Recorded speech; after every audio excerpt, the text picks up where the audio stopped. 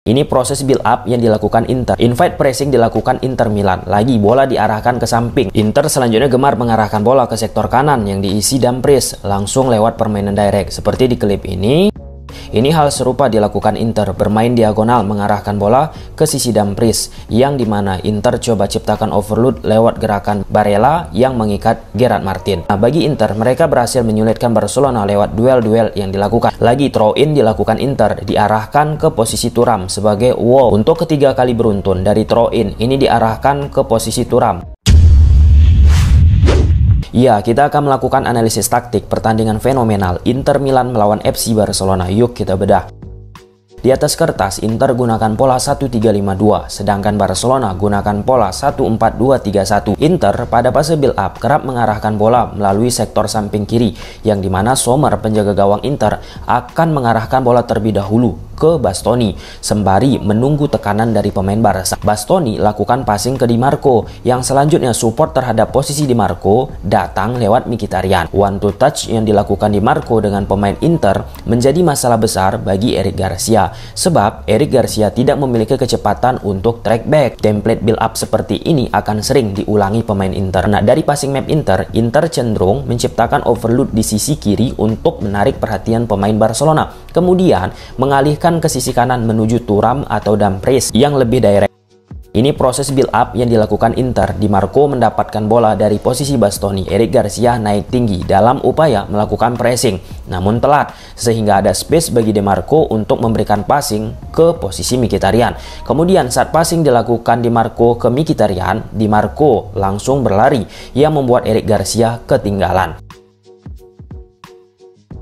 Lagi build up Inter diarahkan ke samping kiri, menarik tinggi pemain Barcelona. Lalu Di Marco lakukan passing ke Mkhitaryan. Frenkie de Jong saat tanpa bola gagal baca arah gerakan dari Mkhitaryan. Di sini terlihat Eric Garcia kesulitan untuk mengejar Di Marco yang meningkatkan kecepatannya. Space kosong di sektor kanan permainan Barcelona muncul, coba disusupi oleh Di Marco lewat passing Lautaro. Invite pressing dilakukan Inter Milan. Lagi bola diarahkan ke samping dari posisi Bastoni. Pressing yang dilakukan Barcelona tidak secara unit, memunculkan ruang lebar di tengah, baik diisi oleh Mkhitaryan atau lewat supporting dari Bastoni. Posisi Eric Garcia yang tertinggal jadi titik yang lagi diekspos oleh pemain Inter Milan. Bastoni pun menunjukkan permainan proaktifnya untuk bergerak ke tengah menciptakan opsi passing bagi pemain Inter. Dikala pemain Inter Di Marco tidak berada di posisi belakang untuk mensupport build up dari Inter. Di sini Mkhitaryan menggantikan peran Di Marco untuk menciptakan kekuatan build up di sektor samping kiri. Di Marco lakukan gerakan tanpa bola untuk mengikat Eric Garcia. Selanjutnya Bastoni, pemain belakang Inter, bergerak ke depan memanfaatkan ruang yang diisi Eric Garcia melalui umpan Mkhitaryan.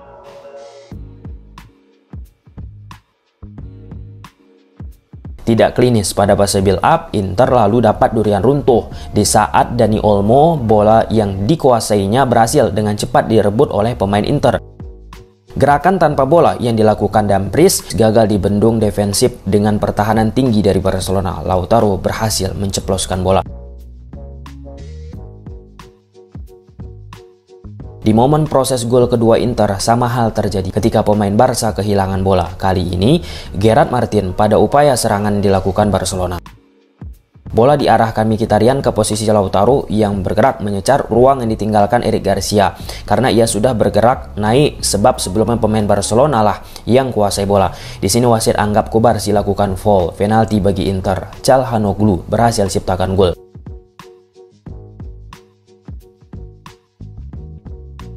Inter selanjutnya gemar mengarahkan bola ke sektor kanan yang diisi Dumfries langsung lewat permainan direct. Seperti di klip ini, Bastoni lakukan direct yang langsung menyecar sisi Gerard Martin.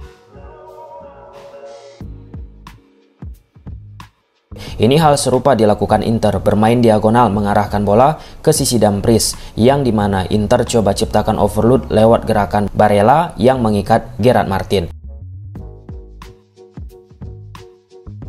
Lagi direpetisi Inter saat dari posisi Bastoni langsung melakukan direct ke sektor kanan posisi yang ditempati Dumfries, menyecar posisi Gerard Martin.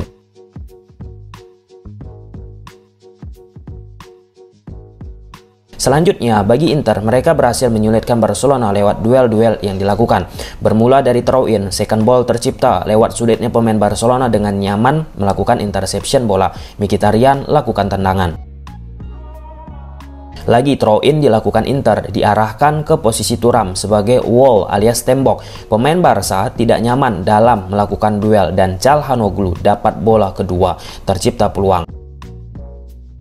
Untuk ketiga kali beruntun dari throw-in, ini diarahkan ke posisi Thuram sebagai wall, tembok. Bola second ball didapat Barella untuk ciptakan peluang matang.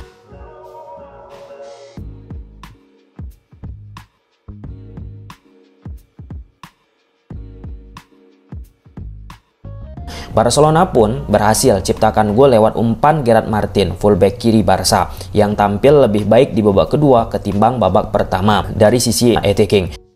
Di sini bola sapuan Acerbi jatuh ke pemain Barcelona. Kemudian Gerard Martin mendapatkan passing dari Pedri. Umpan datar pertama Martin patah, lalu umpan crossing kedua menuju Eric Garcia yang tanpa ada penjagaan berhasil tepat sasaran.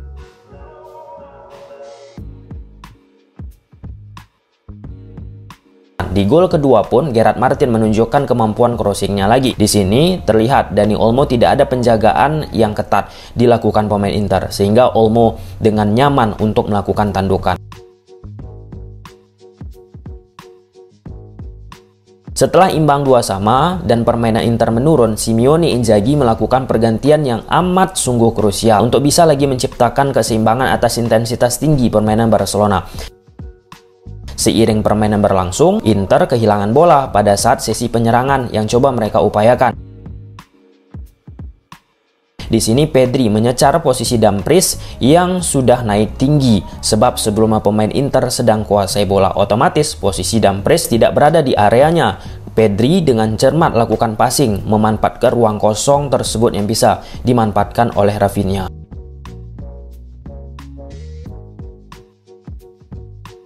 Situasi tertinggal, Inter pun kembali memanfaatkan duel-duel yang menyulitkan lini pertahanan Barca. Plus dimasukkan Araujo pun tidak menyanggupi situasi tersebut. Second ball didapat pemain Inter, bola coba diarahkan Dumfries menuju Acerbi. Di sini Acerbi dijaga Araujo, yang secara positioning pasti Araujo kalah duel sebab dirinya di belakang Acerbi. Tidak ada upaya untuk lakukan pemotongan. Gol kemenangan Inter pun dengan prinsip yang sama. Bola langsung ke depan, diupayakan Sommer, Inter menang duel udara. Kemudian Araujo dengan mudah dieliminasi pemain Inter yang bisa dimanfaatkan oleh Pratesi menjadi gol. Kesimpulannya, pertandingan kelas tinggi, adu mekanik yang hebat antara Inzaghi dan Flick. Flick dengan gaya sepak bolanya harus tentu memperkuat sisi defensif midfielder dan mempertebal lapis pemain di sektor pertahanan. Gimana menurut kawan-kawan? Silahkan tulis di kolom komentar.